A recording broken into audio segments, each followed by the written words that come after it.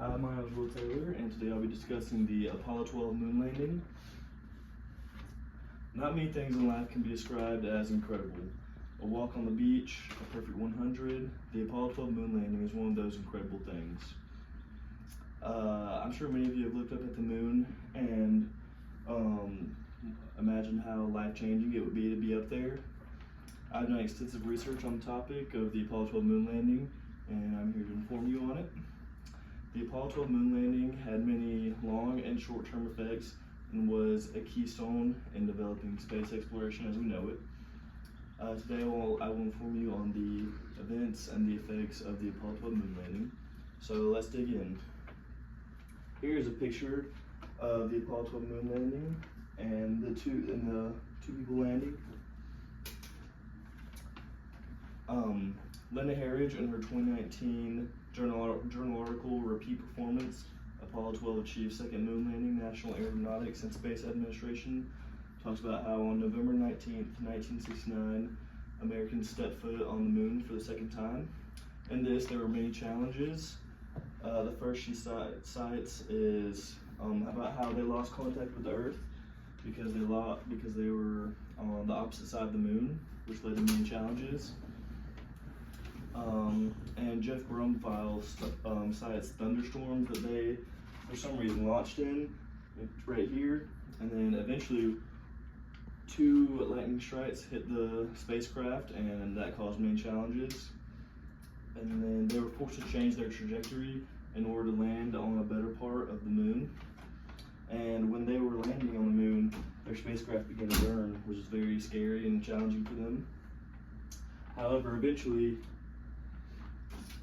Charles Conrad from Pennsylvania, right here, and Alan Bean from Texas, right here, became the 3rd and 4th Americans to step foot on the moon. However, their mission was not over.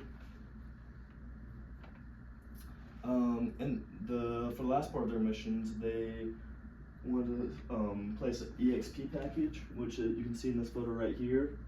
This just helps them gather information about the moon, about its weather and its climate and things like that. And then the next day, we took a 16-inch sample from the moon right here so that they could study it at Earth and find out more about the moon. And then they also retrieved parts from past spacecrafts right here, and this just helped them study the spacecraft and what parts survived best on the moon and what parts wouldn't burn up when landing and stuff like that. And then lastly, they took photos just so they didn't have to spend a lot of money traveling back to the moon and forth and keep on going. So now let's dig into the effects. There were many long and short-term effects because of the Apollo 12 moon landing. The first is it changed the landing goals for all future spacecrafts. For example, they didn't want to land on any mountain or hilly parts in this photo, which you can see in this photo. This helped future spacecrafts be able to have safer landings and less cost-efficient landings.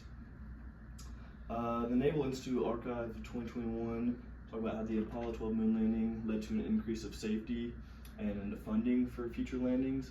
This is because the moon landing created more mysteries that they wanted to be solved and that more people would be willing to go solve.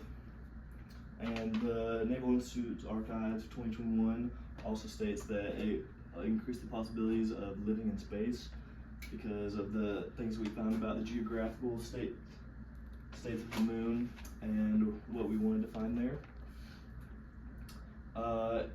David N. on the Ocean of Storms cites in his book that the geographical sampling had many effects as well. For example, they found out how much erosion takes place on the moon and stuff like that, which is very important for the scientists to find out. So in conclusion, the Apollo 12 moon landing had many long and short-term effects and was a keystone in the idea of space exploration and travel. And next time you see a shooting star, imagine that could be you one day.